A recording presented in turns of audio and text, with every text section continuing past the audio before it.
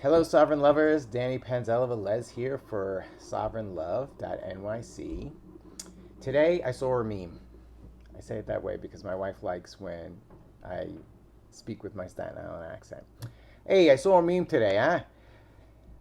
And the meme said, "Your triggers are your responsibility. The world is not obligated to tiptoe around you." And when I first saw this, I thought, that's kind of unempathetic, right? The world's not going to tiptoe around you, like, basically fuck your feelings, um, deal with it. And whether that was the intention of the meme makers or not, as I thought about it, I said, oh, actually, that's true.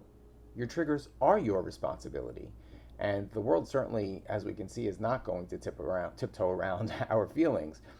So I started thinking about it like triggers are messages from our subconscious, right?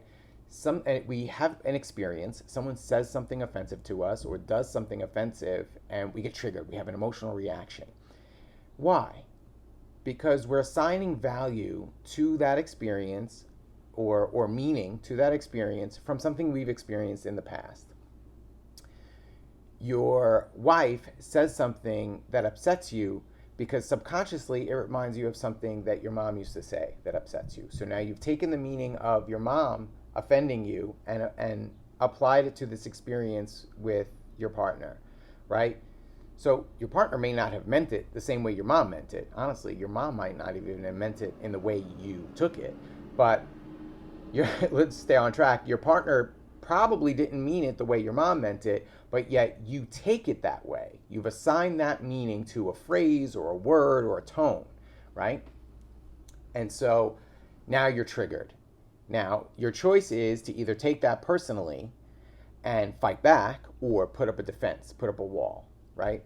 But that's not love. You don't want to put up a wall between you and your partner. And honestly, you don't even want to put up a wall between you and anyone else. We're really all connected, right? And to maintain that connection, we do have to kind of stay in a vibration of vulnerability and empathy, right? So that it goes both ways. I'm being vulnerable with you, who's communicating with me, in the hopes that that inspires you to be empathetic towards me as well. Then there's real connection, and then we can solve problems instead of getting offended and creating problems, right? Which leads to cancel culture. That's a big thing in our society right now is that offends me, cancel it, get rid of it. I don't want to see it. It makes me feel bad. I don't want to feel bad. So therefore, we have to get rid of this. And that's the gist of cancel culture. And some things, absolutely, there are some behaviors that absolutely need to be canceled, right? Violence needs to be canceled. We need to set firm boundaries so that we're not allowing people to be violent against us, and we're not committing violence ourselves, right? But in terms of words and expression and freedom of speech, or even freedom of action in our own lives, right? Some movements in the United States want to cancel immigration. They don't want immigration coming into their country. That's really a socialist concept. You don't own the whole country. You own your property, right? I'm digressing. There are other sections of our society that want to cancel people for using mean words. And while using mean words can be triggering, it's freedom of expression.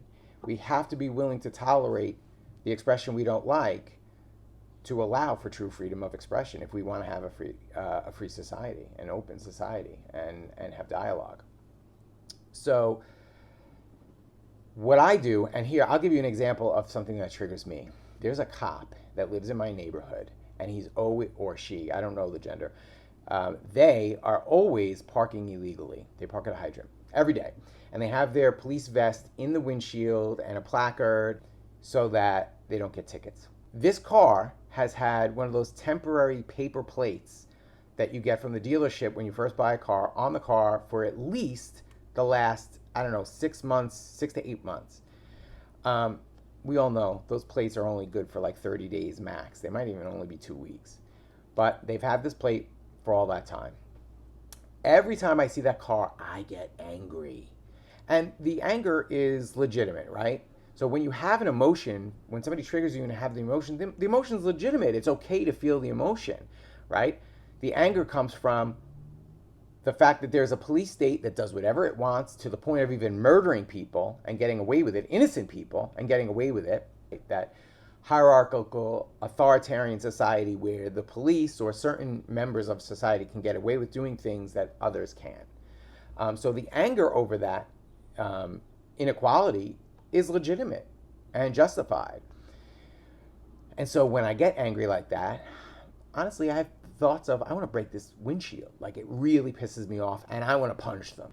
I actually was arrested for not having a driver's license.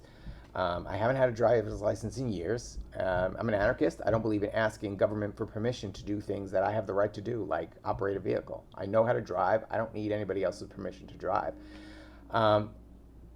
I got caught, and there was a guy in the cell next to me who had a paper plate just like that one that was expired. They were charging him with counterfeiting a license plate, which is ridiculous. His license plate expired. He didn't get it registered, whatever it was, for whatever reason. Meanwhile, here's this NYPD employee. They want to have all the privileges of being a cop, right? Of being able to break the law and get away with it. So anyway, I have to go inside and say, what does that really have to do with me? It's not my business. It doesn't affect my life in any way, whether this person parks illegally or not. It's like a jealousy. I want to be able to park illegally, and I can't, so then I want to get them punished. I want them canceled because I can't get away with what they're getting away with.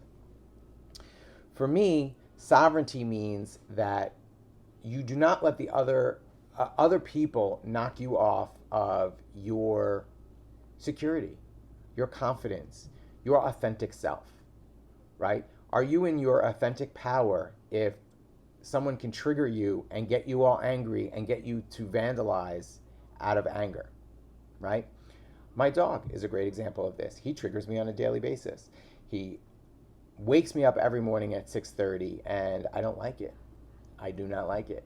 And I can either choose to respond to him in anger. I can scream at him every morning and make our mornings miserable because I'm waking my wife up because I'm screaming at the dog who's whining in my face.